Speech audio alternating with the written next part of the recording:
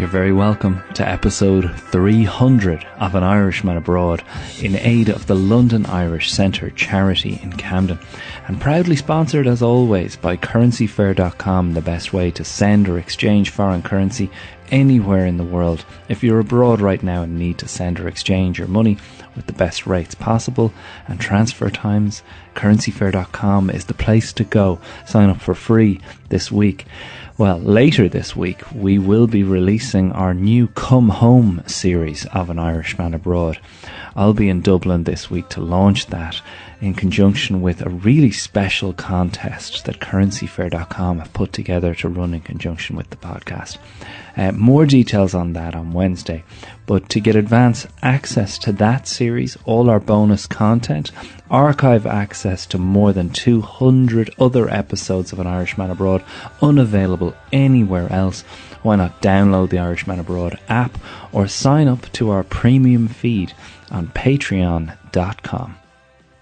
That's the small talk. Now let's get down to business. Now, your programme. What's the big idea? Well, they've grown to know the Irish much better. We've now got to know how largely their mind works. Knowledge is knowing that a tomato is a fruit. Wisdom is knowing not to put it in a fruit salad. I could not have done the job I did for quite a number of years in Ireland. I had to go and earn my living in England. I think a lot of it's in my hair. I think there's a lot of Ireland in here. I had an Irish upbringing. 20 years after an Irishman couldn't get a fucking job, we had the presidency. It was some heightened awareness of how hard my tribe had it in London. No blacks, no Irish, no dogs. Never has a nation so small inspired so much in another. So you could say there's always been a little green behind the red, white, and blue. Our family's very Irish, you know. Now, ladies and gentlemen, we have a very special announcement to make at this stage. Would you welcome, please, the wonderful Jarlath Regan!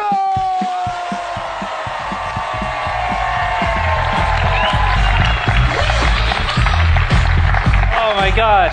Guys, thank you so much for coming out. Are you guys in good form? Yeah. Oh wow, this is amazing. I'm so flustered. This is the most sweaty I've ever been recording an episode. This is the most Irish episode ever recorded. Bunch of cabbage head people in a tent in the piss and rain, drinking pints, talking about the old country. That's what we're after. Flip this over. I'm going to flip this over because I've got a few bits and pieces to say. You're all very welcome to episode 300 of An Irishman Abroad. Of course, this is in aid of the London Irish Centre. I need to introduce Chewy Chewerson, our DJ. Let's give it up for Chewy Chewerson over here. Recently married. That gets a round of applause from every Irish person I know. Irishman Abroad, as you know, started in 2013 and has delivered an episode every single week without missing a week since then. Yeah, I know, I'm amazing. But it is an achievement for anyone to do anything that consistently, I think we can all agree. But specifically for me, that is an achievement because I am someone who regularly loses his wallet and doesn't know where he parked his car. That's who I am. And people don't know that. I once flew to Dublin for a meeting I found out in Dublin was in London. Yeah, that was a difficult phone call home to Tina. But there is absolutely no way that this show gets this far without the incredible guests that I've had over the last 6 years. Let's have a round of applause for all 300 of them. There is literally no way this podcast would happen without them, and I mean that literally, in the literal term of literally. You wouldn't listen to me promoting Currency Fair for an hour each week. I know that for a fact because many of you get extremely angry over the 30 seconds at the start of the show. It never fails to puzzle me how many people email me to say, why is that bit there? Why is it so long? Even though there's a 15-second skip button on every phone, and it is only 30 seconds at the start of the show, and Currency Fair are actually really good. I thought that would get a bigger laugh, but you guys... Aside from that, guys, the listeners have been incredibly supportive of the show, and you guys have spread the word. You're the reason why we're here.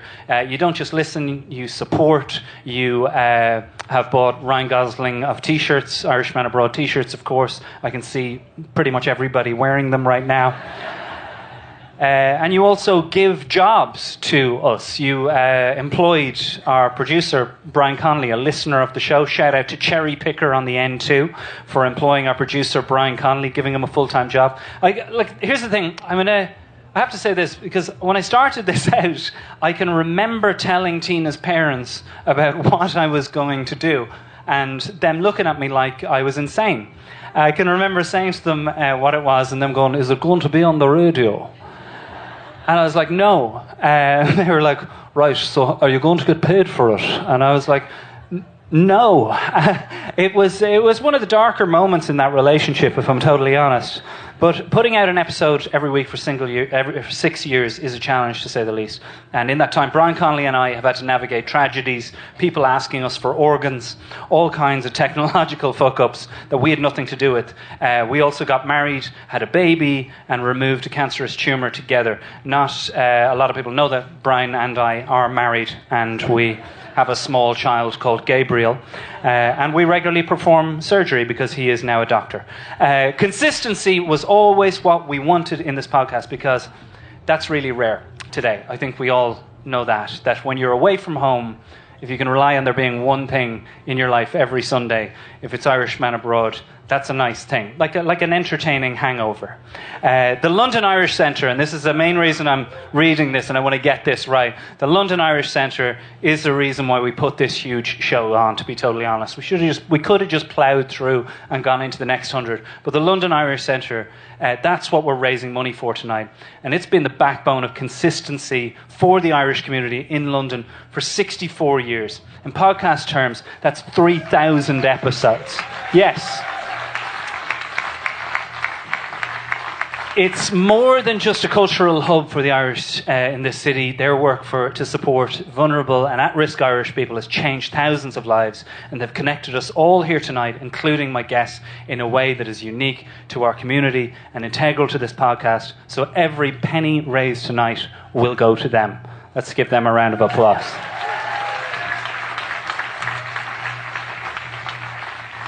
That's all the boring housework stuff out of the way. You got your own tray for your drinks, right? There's someone who's committed to her drinking problem. A full-on tray for your drinks. How many people are from Ireland in the room? Let's have a cheer from them. Great. Those not? Okay, that's interesting. Our guests are waiting in the wings, so I'm not going to delay any longer. You ready to go, Chew? Let's have a shout out for Chew. He's going to play these guests on.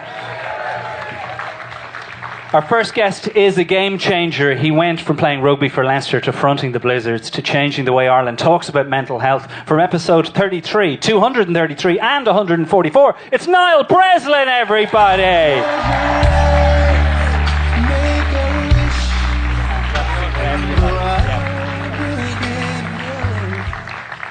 She's an award-winning activist, actress, and all-round legend, best known for her roles in The Fall, Steel Country, and Derry Girls. From episode 256, it's Bronagh Waugh, everyone! Give it up for Bronagh Waugh!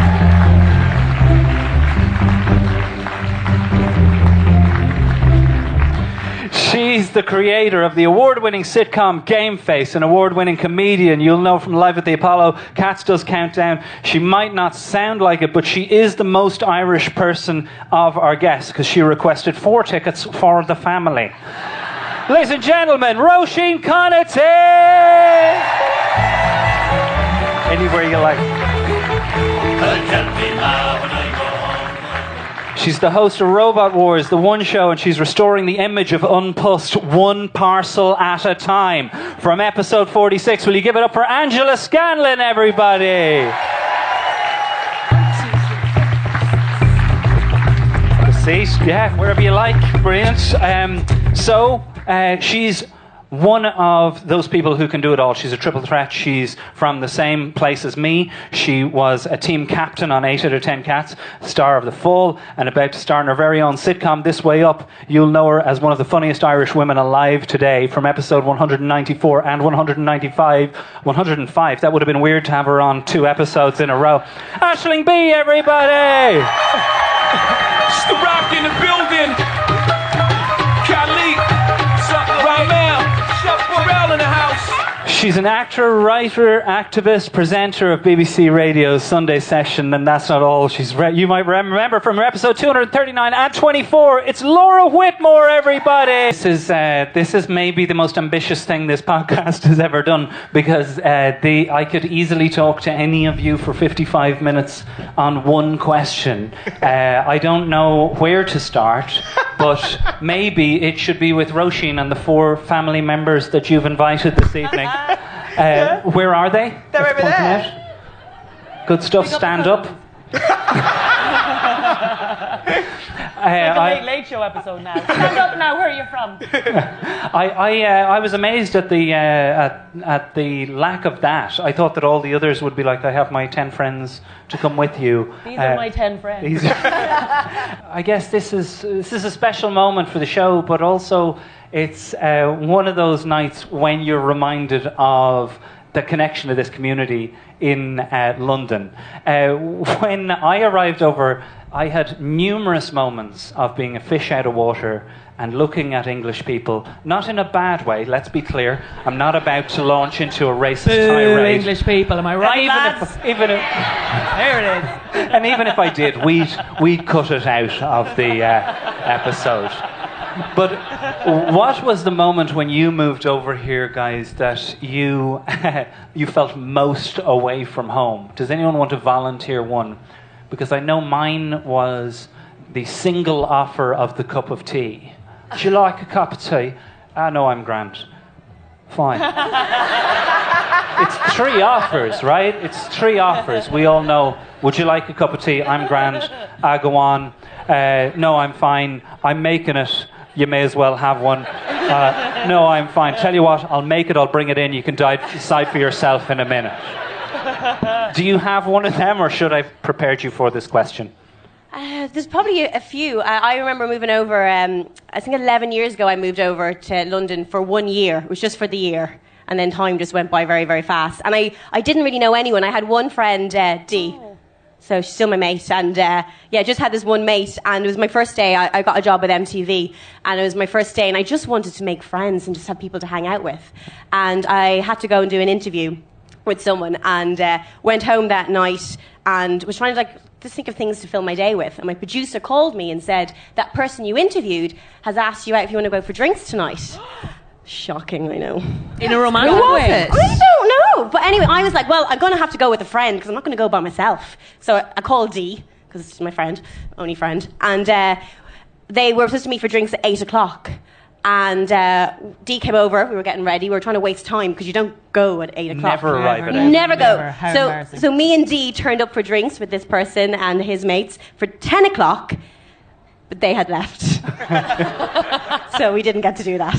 I mean, who was it? Was it a celebrity? We'll never know now because I was 2 hours bloody late, wasn't I? But I thought that was... But you interviewed him that day. Yeah, but that was... Piers Morgan. It was Piers Morgan. Oh. That could have been me. But that was the first time I realised Irish time is very different to English time.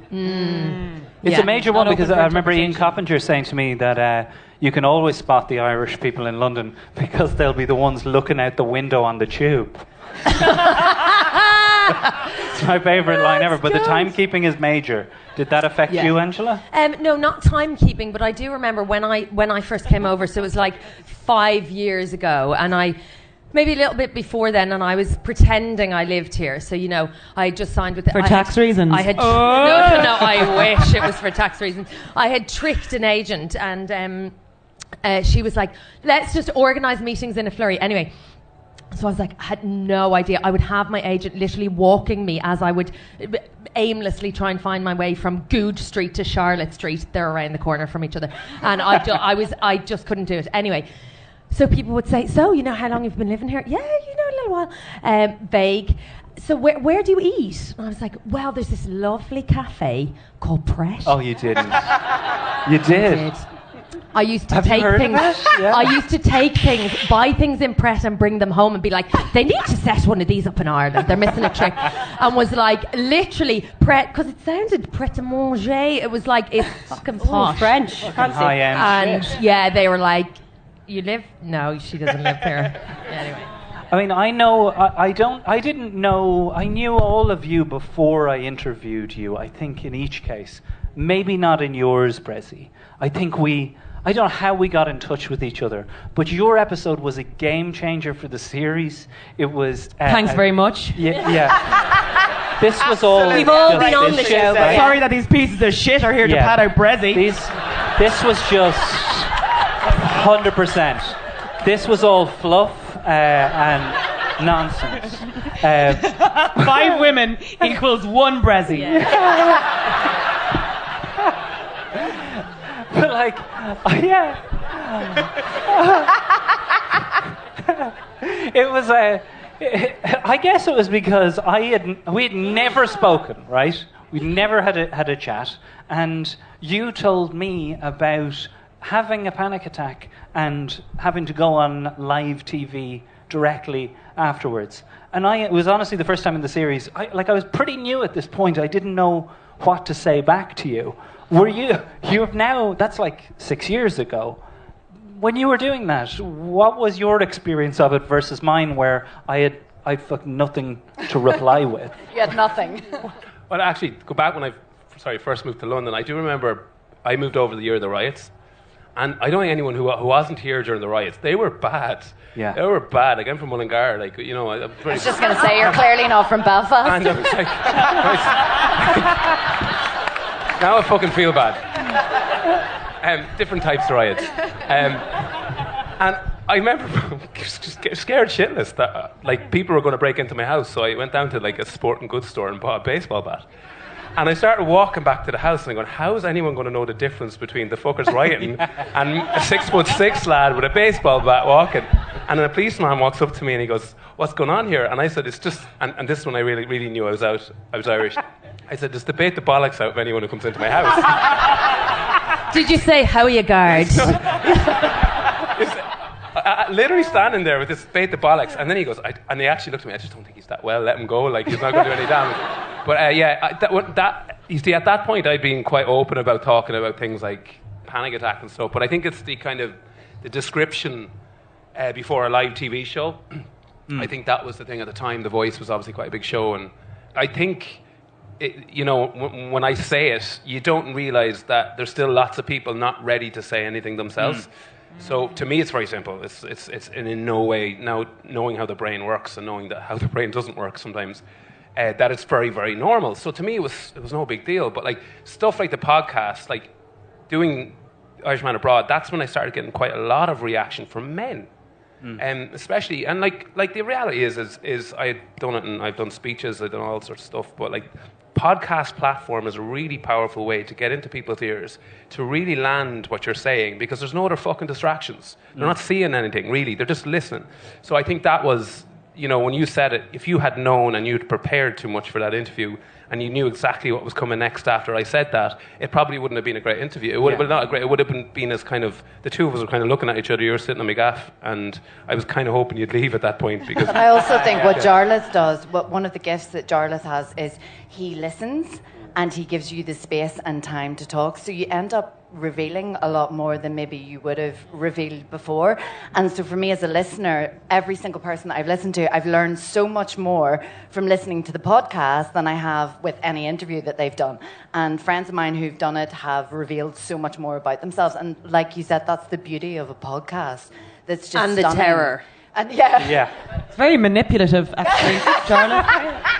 Well, Bronagh, I really felt that your one was going to be a game changer for Northern Ireland, because it was the first time I felt anybody had articulated how much Northern Ireland's been left behind. I know, and you were amazing then about. With your support afterwards. When we had that conversation, you were so But amazing. why don't people, why isn't there this rush to help Northern Ireland? What is it that... Well, I think it's really difficult, and I said this before, and I said it on social media and stuff before. Being from the north, I identify as being Irish, but being from the north, you can identify from Northern Ireland being either Northern Irish, Irish or British, and that is the privilege that we get from the Good Friday Agreement. But unfortunately, what that means is neither Ireland want us, the South want us, and the British don't want us either. So it feels very, and I'm talking politically as well, in terms of people are amazing, and I have been nothing but welcomed in London and in England, and the people from down south are nothing but brilliant in their support for a lot of the stuff that we campaign for up north. But it does politically feel like you're in no man's land. You're neither wanted by the South nor by Britain. We don't have the same laws as the people down south, and we don't have the same laws as the rest of the United Kingdom. And it leaves us feeling very second class and very left out. Even identifying as Irish, a lot of the time people from down south are like, what? No, you're not Irish. And it hurts. It really hurts, because that is what I identify as. So it can be really difficult. And it was really nice on the podcast to be able to kind of discuss that. Yeah, to talk about it like I'd never heard it talked about. And I feel that like with this reason why I chose the six of you is that each time I spoke to each one of you, you talked about something that I felt, oh, I thought that was just me. Roisin, with you, it was as Roisin panically looks around. What did I say? It was with you. It was the idea that you had invested in stand-up, but hadn't put all your chips in, and that once you did that, things started to happen for you. Yeah. You were at that point writing the first series of Game Face, and we couldn't really talk about it. Let's have a round of applause for Game Face. Oh, very kind. 5 people have seen it. Brilliant. And now we meet you, and you've written the second series. The second series is meant to be like the second album for a band. Is it as hard or harder to do it? Because you said so much, I didn't know where the question was coming. I was like, what bit is he going to ask me on? I think it's probably the first series is terrifying in a way that you push so far, especially like Aisling's just done her first series, and you push so far to get this opportunity, and there's a lot of hustling in that. And I think a lot of female stand-ups, we're hustlers. I could do it, give me the gig, and then you get the gig, you're like, oh, maybe I shouldn't have got the gig. And so it's a different fear, like before you first do your stand-up. The second series it's just as difficult, but in a very different way, I think, because I suppose I'd never envisaged getting to it. You spend your whole sort of career, I did, like wanting a series, but sort of one is as far as you've got in your head. And then you get to 2 quite fast, and you're a bit like, oh, I hadn't got this far, really. So do you start thinking then, because I know that we spoke, and people that have listened to the episode did get in touch about your ambitions to be a country singer as a child. Do you, like, I remember someone I haven't saying... given up on that. Well, that's what I was thinking. Ladies and gentlemen, we have Nathan Carter. Just kidding. Did you, like, because I heard someone who worked on Saturday Night Live saying that sometimes you've got to burn the furniture, in that sometimes you get so dry and looking for material that you go, well, maybe I could lob that in. Did you at any point consider including your country singing ambitions in season 2? There is a tiny bit in about there's a bit where the therapist is sort of saying to her that she's, one of those people who's planning everything. She's sort of about podcasts and films and all the stuff that she hasn't done. So then country and western is sort of one of those gets lobbed in. I haven't ruled it out. I'd like to go to Nashville and just go up and do a song. Never mind. Have you been to Northern Ireland? Well, Roisin, tonight we have a guitar. It's fucking nothing on it. I've never seen anything like it. I swear to God. They're mad for it. I love it. I love it so much. Yeah. I'm actually thinking about it. Like, it can't be that hard. Oh, babe, you would sell records. It can't be that hard. Oh my God. I'm totally saying it. Sonny and Cher. I can't sing either. I've made a career out of it. I got you, babe. I feel like the horrible. This is destiny. I feel like the shitty cheap ham in the middle. You just manage us. Well, you know the lay of the land. And you the manage Aldi ham. Rose, wait, did that start in Ireland? Because remember the line dancing craze, which culminated in the Fury, when you wouldn't give Garth Brooks 5 nights a couple of years ago. Like, what is this is country. This is what Padraig Pearse died for. But did that start in Ireland, like your love of country singing? Yeah, well, my mum and dad loved it. My mum used to play this tape by this woman called Philomena Begley. Never has Philomena Begley's name heard of that response. My mum told me that it was her singing. And then, like, till I was about 7, then I sort of said it to her. She just had forgotten to tell me it was a lie. When did you find out? Because I thought I was from a country and western background. I thought it was my legacy. So I was about 8 or 9. You're Miley Cyrus. Yeah. But yeah, so I'd like to do it. But yeah, I mean, probably not. I mean, it's the terror I find that is the link here between the two of you on this, because that was your sense of anxiety and the terror I have about writing and creativity and all of that, just this stuff that we all feel about. Oh, what the fuck if it doesn't work out? But one day you'll die. I think always think of your own death. That gets you through the most awkward things. If you think one day I'll be completely dead. Yeah. I better do this right. I better get the guitar out. I think you have to do that. I think to really, because I think we sort of live with this idea that it's going to go forever, and you get all these opportunities again and again, and then what you're doing actually matters. People don't give a fuck, really. I know, but the only problem is there's the internet, though. So when it was a really good idea at 11 o'clock at night in a karaoke bar in Liverpool, it was a brilliant idea until someone puts it on Twitter, and you're like, Well, I've always felt that expression, "sure you could be dead tomorrow," is the peak of Irish optimism. It's also the peak of anxiety. That's going to be Roisin's first country in West End. Sure, we could all be dead tomorrow. And it's going to be your first. You might as well die. You're fucking great. Thanks a million. But yeah, as if I'm not anxious enough. The terror that you experience on a daily basis when you host the one show must be more intense the more you I thought you were going to say Robot Wars. I was like, they're not that scary, the robots. We're in an arena. Grand. The robots will revolt. Guarded by bulletproof glass. But every time every time the one show is on, there seems to be a team of people that just watch the one show going, waiting for some sort of screw up, and now I have an article for myself. That must make it impossible to go on air and just be like, sure, let's just see how this works out.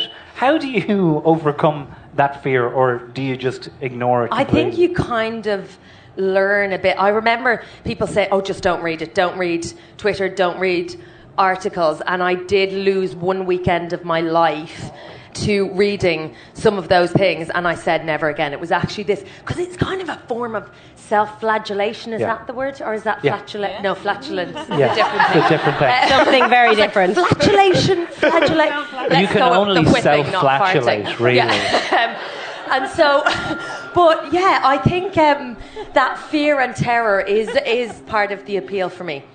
Like, you like it? But I remember talking my way into a job it was BBC Three, and I told them I'd done loads of live telly in Ireland, and they never check. How would they? You can always get away with that. That's the most Irish thing. Big tip for the single person in this room has done. Studio in Ireland, so I thought grand. Anyway, got the gig, had a call with the producer, and he said to me, so just chatting through stuff, and he asked the question, so how are you with a hard count? And I was like,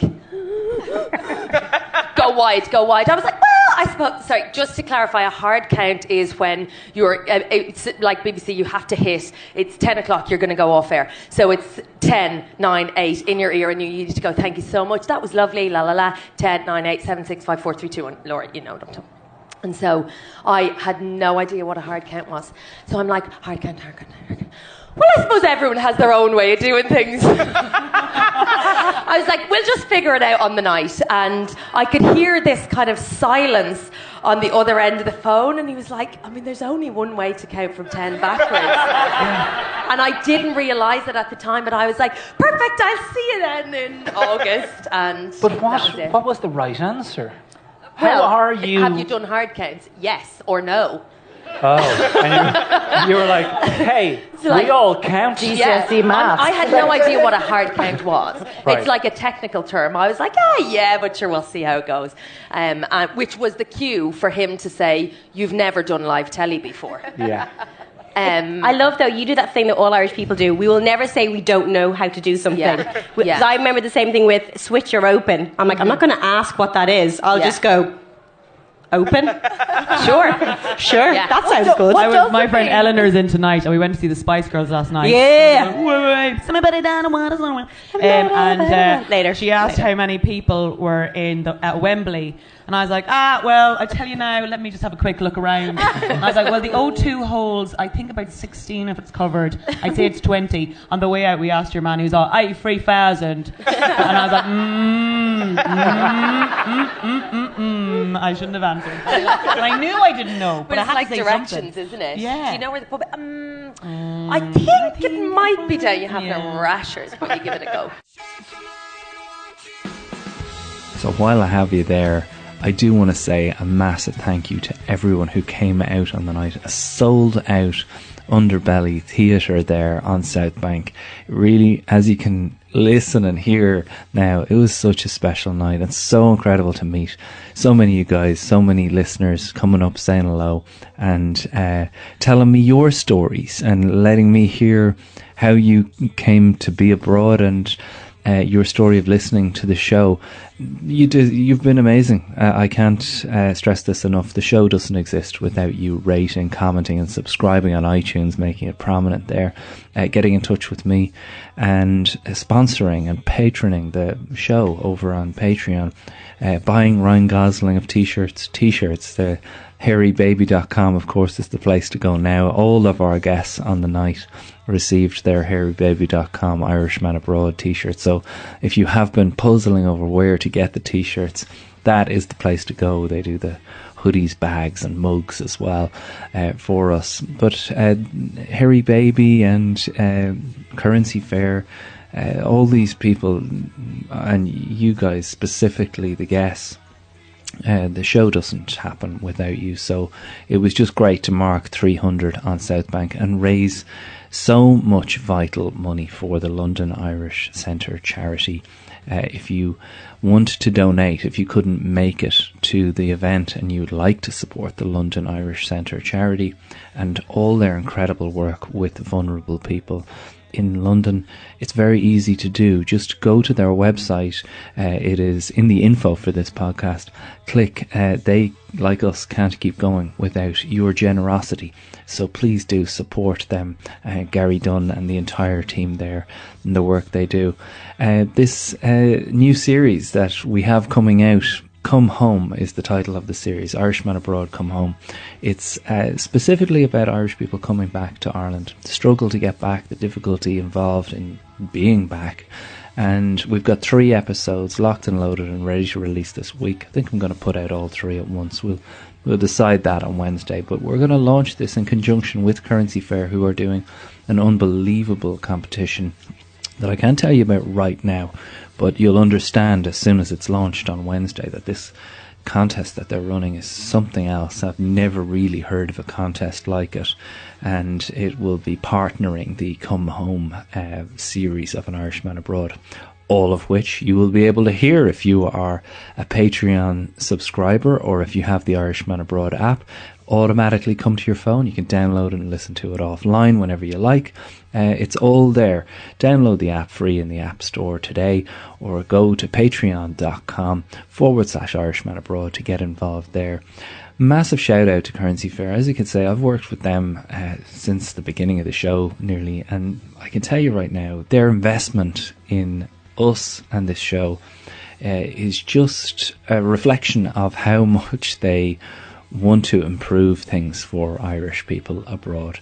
The match is perfect for us and for you as listeners. So many listeners have been in touch, and even as you could hear at the start of the show when I kind of took the piss a little bit about Currency Fair, there was so many customers in the crowd that they didn't find it that funny.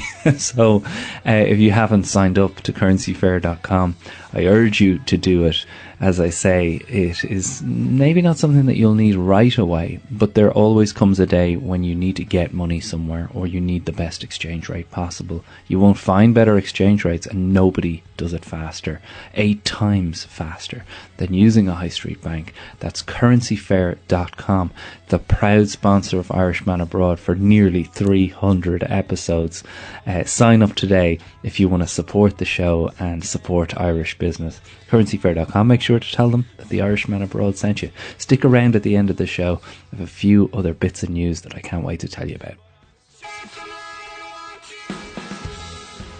My name's Porter Carrington. My name is Chris O'Dowd. My name is Philomena Lee. My name is Brian O'Driscoll. My name is Tommy Tiernan. My name's Eamon Dunphy. My name's Aisling B. My name is David Walsh. I'm Ronan O'Gara. My name is Cecilia Hearn. My name's Stuart Lee. My name's Jason Mumford. My name is Jamie Heaslip. My name is Damien Dempsey. My name is Robert Sheehan. My name is Keith Gillespie. It's Mr. Hector O'Huckagon. My name's Mark Lawrenson. My name is Shane Horgan. My name is Louise O'Neill. My name is Hosier, and you are listening to An Irishman Abroad.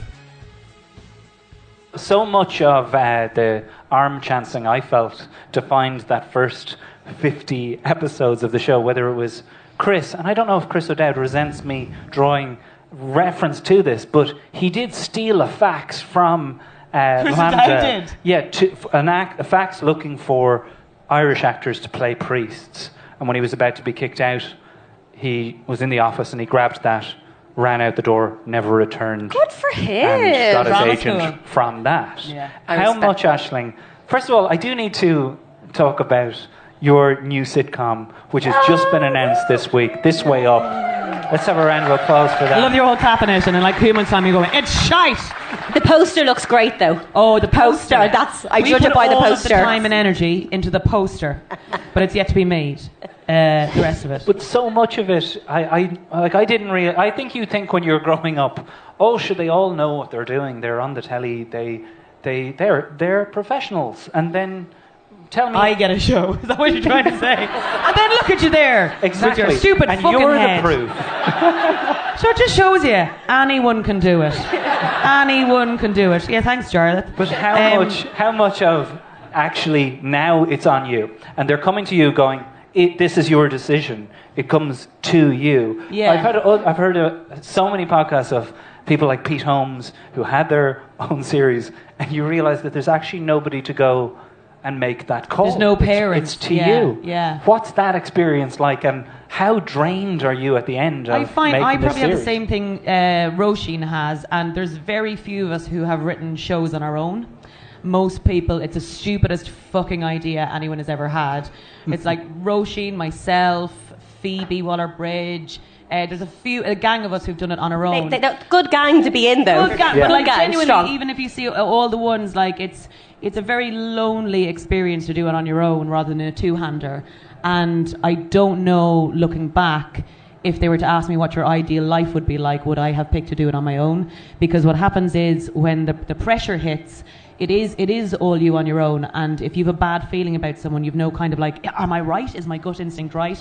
But also when it's a nice thing, like say you've got your own show, it's like yay, and it's nice to high five your partner there, and you realise it's yourself. So it's a kind of double-edged sword, and I think it can be, and I know we both.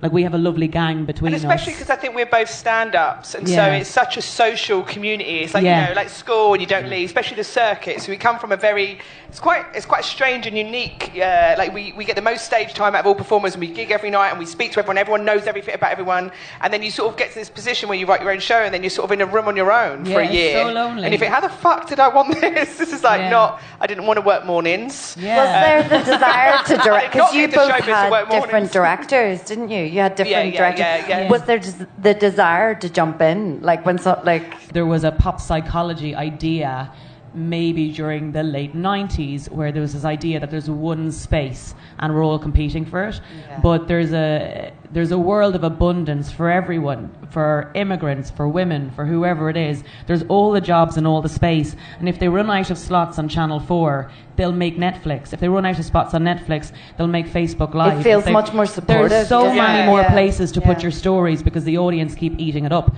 So there isn't this small amount, so we can share our stories and help each other and bring each other up, and that's something that's so. And being a woman doing a job, yeah. you know, I think there's a different. I don't know if you found one of the things I find is that that it's not enjoyable, and that's fine. But women are expected to always be in a sort of happy, up, like, and it's a bit like being told to smile. And you're like, it's war for me. I'm like this. We've got one day to get this stuff done, and I need to make sure, like, not like in a bad mood, but it's a serious business. There's a lot of money in, people doing their jobs and stuff. But it's okay to not enjoy it. And when I took that pressure off, I was like, it's not enjoyable. It's hard. At the end, it will be. I'll enjoy it if it comes out anyway, not shit. Actually, we had this discussion before, and this is when you talk about like a thing you find like a cultural difference. I think Irish women are very direct, and generally Irish men don't. That's culturally, we will say the thing going, oh, I don't like that there. Why is that there? And in England, that's quite an affront of a sound coming out. And I always think that because you were brought up in, like Roisin lived in Kerry for a while, lived like, you have such a London accent, but your sentiment and energy is very Irish and culturally Irish because of your parents. And I think we both, generally when we complain or say what's wrong on things, we're taken up, like the sound of it puts people's back up before they've listened to what we've said. And I've always, that generally surprised me. I'd say something, I'm like, oh, that's not okay, or can we change that, or like those times aren't right, can we change that? And that comes across as maybe, aggressive, I think sometimes almost. to an English ear can sound aggressive. But it's not. Well, we're not. It's funny you say that. You don't think you are, because you know where you're coming from, and to have to sort of water your energy, or sometimes can be another job to have to do, which gets in the way of just getting the thing fixed. Jarlath asked what the thing was that made you realise you're not at home anymore. For me, it was that exact thing. Yeah, or even a Northern Irish accent. It sounds even harder. My accent sounds like I'm at war all the fucking time. I just sound like I will kill your mother, your father, and I love you. It's like, Jesus, take over. So, like, that was the biggest thing that was hard for me moving over from Belfast, is that everybody thought I was being aggressive or rude, or, like, number one, the direct thing that all Irish people have, but not just that, in my accent, even more so, it sounds rude. So if I go, excuse me, can you tell me where the toilets, please? They're just like, fuck. Most people thought I was drunk, though. I got most people thought I was drunk. Number, it sounds a bit rohypnolly. It's just a bit scarier than a normal person asking. Because the weight of the sound. And it's the weight and the sound of our accent and our directness. And I think, and also we take the piss a lot. The more you like someone, the more you take the piss. And when I moved over to Canada to work, which, like, Canada, shout out if you're from Canada, it's a wicked country, but everybody is so lovely and placid that my kind of, like, if you take the piss, they're just like, oh God, like, Bronagh's really aggressive. Like, she just doesn't like anybody. And, like, my husband, who's English, would be like, no, that means she likes you. She likes you more. Like, you have to worry when she's being polite, To this day, the job, and I've done comedy for, like, I'd say I've been an actor mostly in comedies for 15 odd years. To this day, the most fun and the funniest set I've ever been on has been The Fall. Which is about a man murdering serial women. killer. I am married to be a serial in Northern killer. Ireland, isn't it? Wasn't it the most joyous? Oh, Jesus, we laughed. The crack. Like, Jamie would wake Ashley up. I was his nurse, and Jamie would wake up like this murder, and I was supposed to be like his obsessed nurse, and he'd wake up and go, I feel like your fleece is omnipresent. You look like shit. Like, I'd be like, we "Can you go laughed. action?" I'm like, what? And just We laugh. laughed Like, through honestly, the entire it's thing. it was the funniest. But I Northern think Ireland that's a is the coping. funniest place But to I be. think that's also. I think that's an Irish thing. But up north, I think that's a coping mechanism Yes, as well absolutely. for conflict and violence and things like that. Is that we've always coped with humour, because you just have to deal with humour in order to get through the pain. And so to make a show about serial killers, the only way we can do it is have five aside at lunch and take the piss out of each other's fleeces. Like, that's why I think Derry Girl's so good coming out, because I think that's brilliant, right? And you're so brilliant in it. And also, but I think is that you realise that the Northern Ireland, what you were saying, has been left out so long in representation. So the only time we saw Northern Ireland on the TV was like the Troubles and stuff like that. So you hear the accent and just link and you go, fucking hell, it's like, there's art, you miss all of their stories and all of their, and that's what I think, seeing Derry Girls for a generation. What it's Lisa amazing. produced with Derry Girls has probably been the biggest education for anybody outside of Northern Ireland about Northern Ireland, and I thank her so much for that, because she has done it through humour, through getting everyone together. Everyone has a common feeling about the 90s where they remember it. It doesn't matter whether you're English, Welsh, Scottish or Irish or Northern Irish. You remember what it was like to be in school at that time or wherever you were and what was going on. And she manages to bring in what it was like, which was actually, it really, I'm the exact same age as Lisa, and that is what our childhood was like. It was like you just made jokes and carried on and just got through it.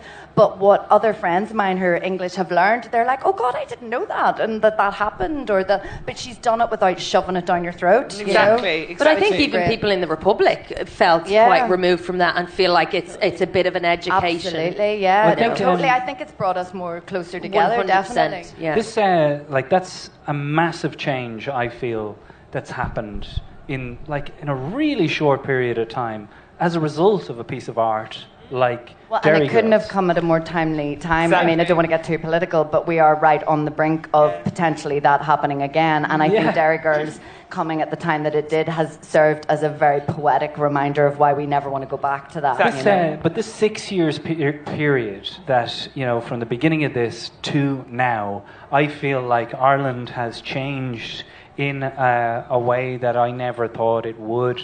And I certainly left with a certain amount of resentment for things that I just thought, that's Ireland being bollocks, and I can't handle that would never change. anymore. And a lot of people move away with a certain part of them going, well, I'm sad to go, but I'm happy I'm not facing into that anymore. And yet still, every time you go home at Christmas, you're asked 3 questions. When did you get here? When are you going? And when are you moving home? But how much has it changed, Jarlath? Like, I am so proud, and I'm sure you guys feel the same way. Like, when you look to home and you see equal marriage coming through and you see repeal coming through, and it makes me so proud, like the change. But there's still work to be done in Northern Ireland. There's a lot of work to be done in the north. The north Well, is here's next. my question, right? And I'll start with Brezzy on this because he's the only other dude on the panel, okay? Dude, all right, How Jarlath, many, 1994 rank. They run their words back. That's how I speak. I feel like sometimes some of these things, some of these changes have allowed people off the hook a little bit. And you certainly must feel that in terms of, oh yeah, sure, Jesus, we all know about mental health now. Will you stop banging on about it? I bet you get a bit of that. And I bet you know what I'm talking about when people go, well, we had equal marriage came in. What's wrong with you? That's homophobia. Everybody gets a key fob. Everybody gets a key fob that says you're no longer homophobic. Yeah, homophobia. This question was going to be really powerful. He's one of the dancers on Strictly. But I just wonder, as someone as well who's still living there, how much of this change is real, and how much of the change that's happening there now is like, the boom's gone, Jesus Christ, we have to work really hard to get the boom back. Well, we have to be quite careful on this because all these great movements that we're talking about, from repeal to marriage equality, at the very foundation of every one of those social movements is mental health. I run a mental health charity. I work with many other mental health charities, and one of the things we had to address the most of was the stigmas that were bringing people to our door. Stigmas like homophobia, like racism and prejudice. These are all things that were causing immense levels of mental health issues. The thing was happening in Ireland, right? And I'll be straight up about it. I'm 4 years now working in the space, but with political levels, and we see a lot around policy. Nothing is fucking happening. We spend of our entire health budget, and I'm not getting all political, but you want the real answers in terms of the space we're in. And the problem with this is every debate we're having around social movements in Ireland are being had online. Stop having nuanced, sensitive debates online. They don't work online. There's no context. You cannot talk about mental health online. It is so layered and so complex. But one statistic that'll hit you between the eyes is the Irish government spends 6% of our entire health budget on mental health. 6%. The UK doesn't do a great job, but they spend 14%. The World Health Organization says a minimum 14%. So the reality with Ireland, and I could say this now and someone will just pull it as a cheap headline, but it's human rights violations where we're at with this. And we can dance around the brilliant social movements that we have that were much needed because our country was absolutely... We have a dark history. Let's call it spade here. We've spade as spade. I forgot to finish there. But we have a dark history. We have a difficult history. We treated women and children in our country diabolically for generations. That's still there. That's not going to go away no matter what happens. But in the space of mental health, the reason our charity, we used to lobby government, kind of get government to change. Stop lobbying government and lobby people. Because politicians will fucking do something about it when it becomes politically expedient, when it gets votes. And I've been told many times it doesn't get votes, Brezzy. So, Jesus, that is so but this powerful. is the reality. Just say that. That is so effing powerful. Lobby people, not government. But that's how the social movements happen in repeal. Repeal happens not because we talk politically. Like, the marriage equality is because we talked about personal stories. We talked about the shit. And what we keep doing in Ireland, and watch this one, we keep using, and I know I just used a statistic. Statistics don't tell the true story. They're a cheap way. I mean, I have the GDP. Stop judging a country on GDP. It's a horseshit statistic. I have a degree in economics. I don't even know what it means. But I'm telling you, the way to judge a country, and I love Ireland, I adore living there, and I live there for the rest of my life. Judge a country on how they treat their most vulnerable. Well, how well are we doing in Ireland? I was right on now? Laura's show. Yes. I was on Laura's show on Sunday, and the last time you were on this show, you were talking about upskirting law and your experience of upskirt photographs being taken of you, and you trying to speak out against it. And people saying, people pushing back, no, there shouldn't be a law against... Like what you expect. You. It's part of it. It's and actually we had Gina Martin on, who is the catalyst behind all of it, and actually changed the law, which needs to be changed in Ireland. That's another thing that we need to look at. Upskirting is when people put cameras up your skirt or take pictures in any way. And that's just this is my celebrities. point, is that there's a group of people, a significant and loud group of people online who will say you shouldn't be allowed to have a law. A man should be allowed to take a photo of a woman's skirt if he so feels. What if he's a gynecologist and he's worried about you from afar? Has that happened? It's your loss, Have then. you had that excuse before? Has someone said that to you before? No, but it's what I use. But it's what you use.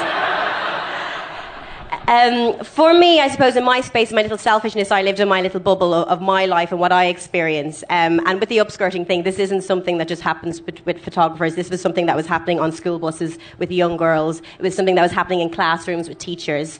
And with the teacher taking the photo? With boys, they had a teacher who was a female taking pictures and passing those pictures around in a few cases. And it comes back why I love the podcast. And when I moved to London 11 years ago, and then I started listening to your podcast when it came out, and we need to talk about things, and I think as Irish people we're not very good at talking about things.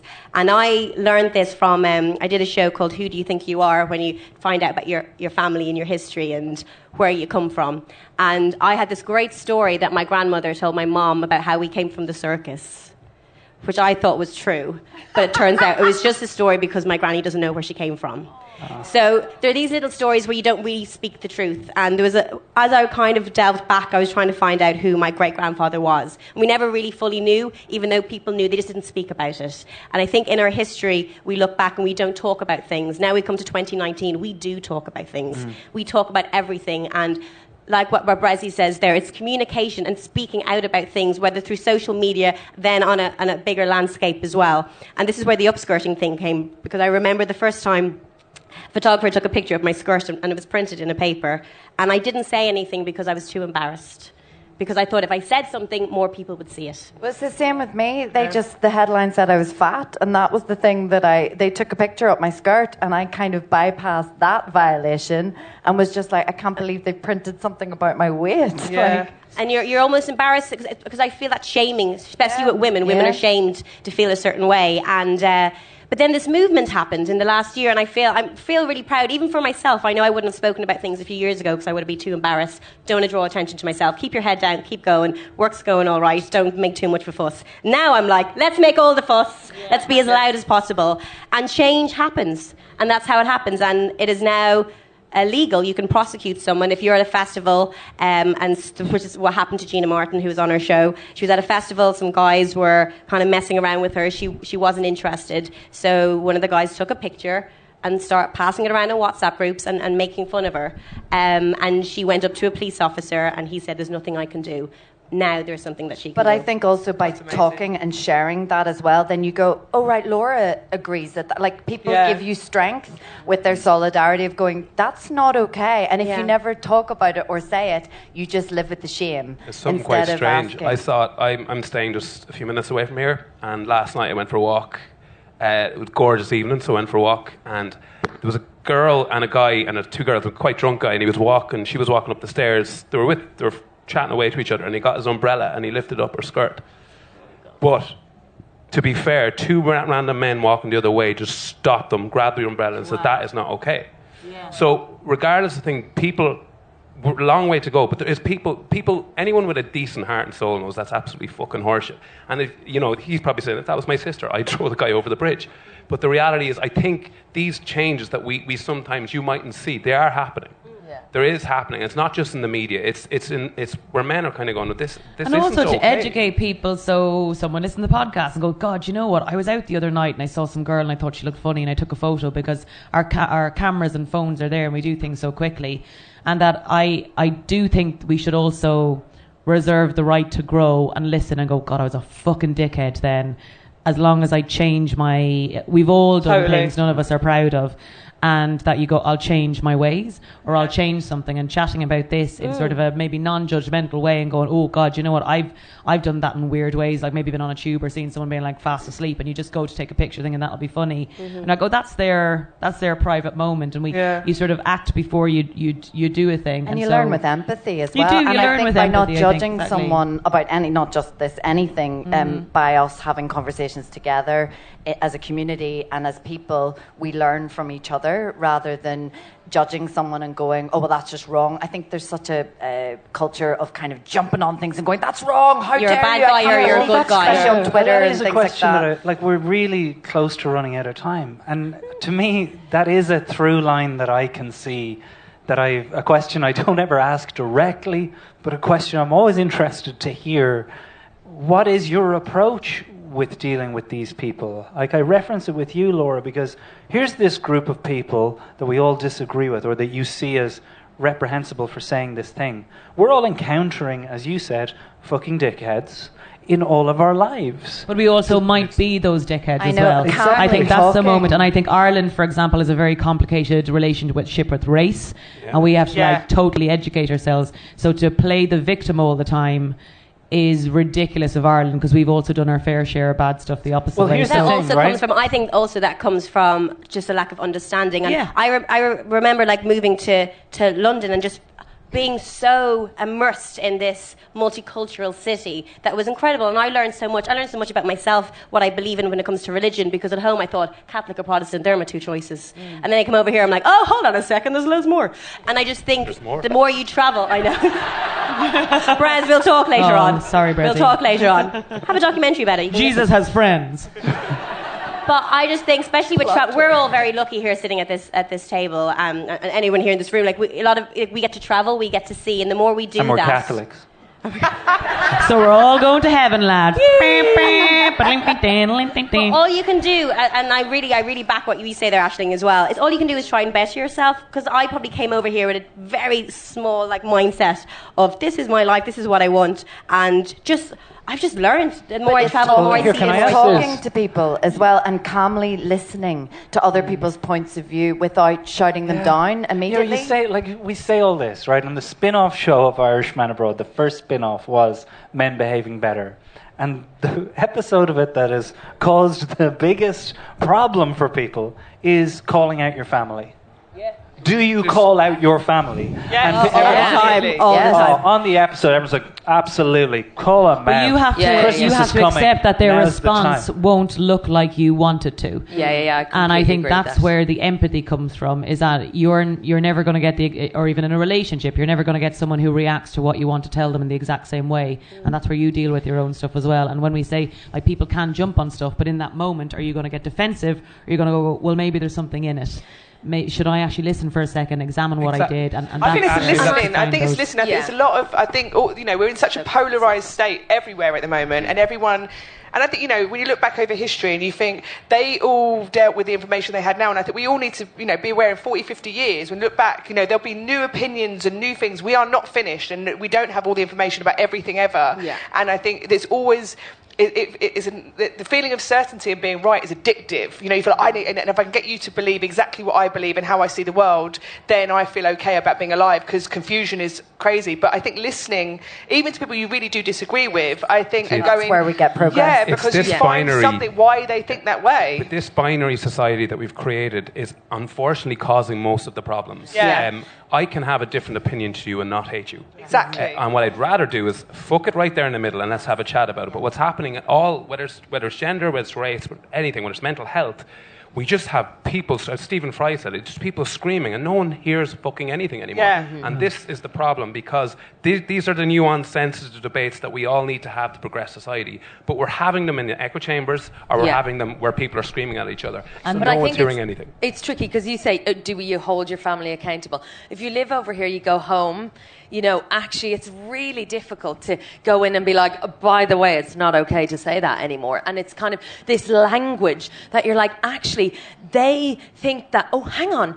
So we say biracial now. I thought mixed race was the new version of that. Now I'm being taught what? And actually it's confusion and it's ignorance and it's embarrassment and it's shame, and to come home with all the answers shuts the conversation down, makes people feel like shit. Yeah. And Can't shame or judge people. And I think what do you intention. do? What do you do? It's recognise the person's intention and gently have a conversation. And I think intention, the nuance of intention is lost in online. If you don't have a conversation where actually that person has no intent to be malicious or nasty, and you could educate them if you stop shouting at them. If you stop shouting, but then there's also a place where you should be allowed to fucking scream sometimes. Because honestly, like sometimes, like when people are like, "Me too, you've had your year now after all the rapes and stuff. Are you done yet? You done being angry yet? Now is that it?" And you're like, "No, I'm really, really not." But I think and just that's today, I don't want to be your conversation. educator and be the victim of the thing.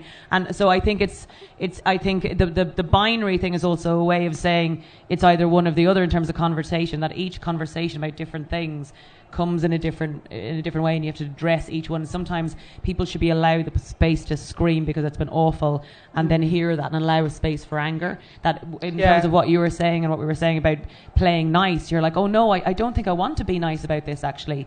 And how much of a voice Donald Trump's a perfect example of like, oh, we're giving that because he's a politician, so he should be allowed his voice too. And there are some times where you have to gauge where, actually no, I think you might need a slap. I know that's awful, but this has been an amazing chat, guys. I really want to thank all 6 of you for doing it. Let's have a round of applause for the guys. We're nearing the end, but it wouldn't be right not to have a song this evening. To Roisin Country. Here we go. Get the guitar. Well, joining us now is a man who's been the soundtrack to my journey abroad, and certainly the soundtrack to a lot of episodes of this show. His name is Emmet O'Malley. You can check out his stuff on emmeto'malley.com. So we're going to hear a song from Emmet to play us out. Thank you, guys. Hey, how are you? How's it going? I just want to start by saying a huge congrats to Jarlath for a 300 episode. Give him a big round of applause. Give it up for Jarlath Regan. 3, I said 3. That was my accent, right? Okay, yeah. So this is a kind of slight Irishman Abroad song. I wrote this song, I was on holidays with a friend of mine in a place called Girona, over in Spain a few years back, and basically we were just arguing the whole time, and I was sulking in the room, and I started reading this book, and it was all about water, and about a scientist who basically would analyze the molecules of water under a microscope. And if you put something like a post-it note and you wrote love, compassion, something like this, and stuck it to the glass of water, all the molecules make all these beautiful shapes, And I thought that was really nice. And the next day I was still sulking with my friend, and I started writing this song, and it's a song called Girona, and I hope you guys will all sing with me. Yeah? Okay.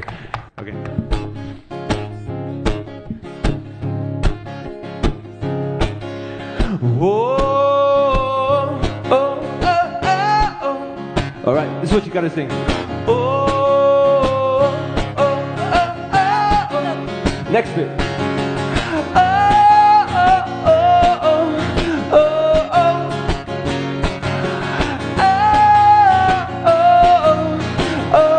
Okay, everybody. 1, 2, 3. Whoa, hey.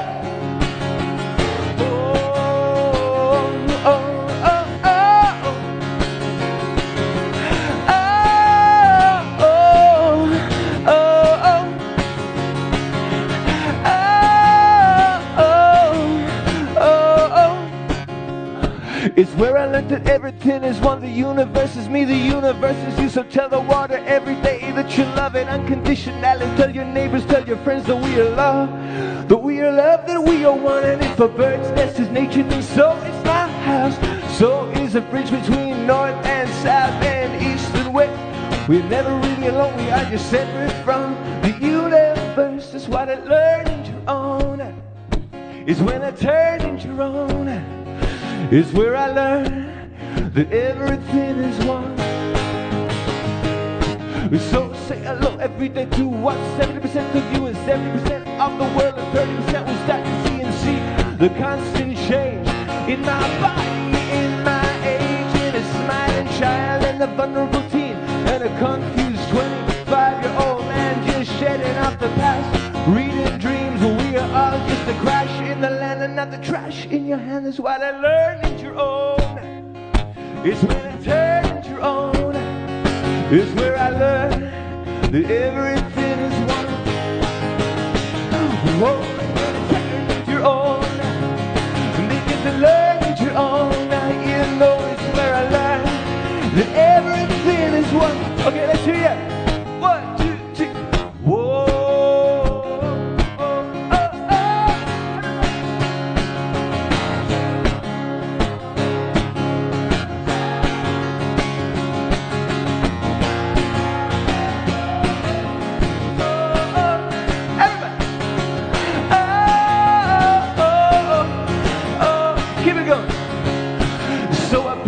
Guitar like an idiot boy. I sing my songs like a tuneless broken ode to joy. But now I'm at the start, the best place to be. And it's time to make a change for me. And if I make a change for me, you know. And if I make a change for me, you know.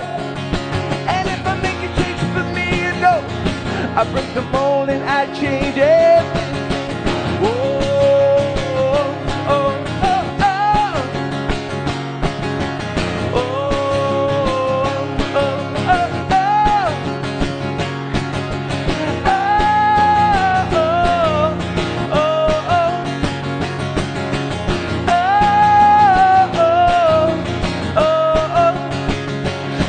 Well, before,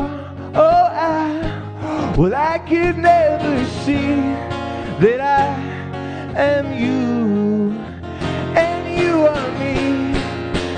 Huh.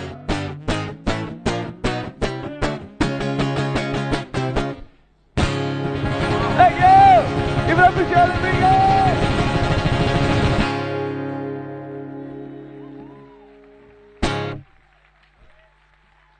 Emmet O'Malley, everybody. Give it up for Emmet O'Malley. This is it. Episode 300 of An Irishman Abroad. Thank you guys so much for coming out, and thank you to the London Irish Centre for everything you've done for making this podcast possible. To my guests, every single one of them, Bronagh, Roisin, Breslin, Aisling, Laura, and Angela. Come on, make some noise. Thank you guys so much. I really appreciate it. Keep listening and we'll go for another 300. Thanks so much. Cheers.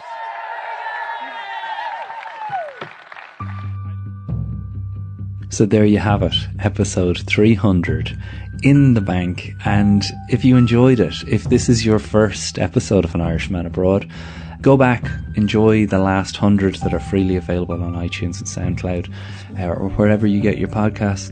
And if you want more, as I say, download the app for free in the App Store. And for the price of a pint, you'll have access to all of the episodes, every single one we've ever recorded. And each week you'll get bonus content over there. And this week there's extra stuff available, including some more stuff on the London Irish Centre for our Patreon subscribers. My thanks, of course, to our guests, Roisin, Angela, Laura, Breslin, Aisling and Bronagh. Just a combination of guests that really reflect how supportive the network is. The guests that have been on this show that will go above and beyond to do and support whatever way they can what we do here and what this show has been about. So I am massively grateful to them, to you guys, and of course Tina and Mikey. I know I say at the end of every show, this isn't possible without Tina and Mikey. They make it all possible, but they do. From the darker times in making this series, where I wasn't sure if we could keep going, where it seemed to run against the other ambitions that I have, say, in stand-up, and how tricky it can be at times. Anyone who's tried to create something knows that there are moments when you wonder, should you keep going? And Tina and Mikey have always, specifically Tina, have always been behind this show. It is a partnership, and along with Brian Connolly as the producer, they've made it possible. It's as simple as that. I'm in Tina's debt for that big time, and it's hard to put into words because it simply doesn't happen without her. Brian Connolly, as I said, has been the producer of this show from the word go and couldn't make it for the 300th episode.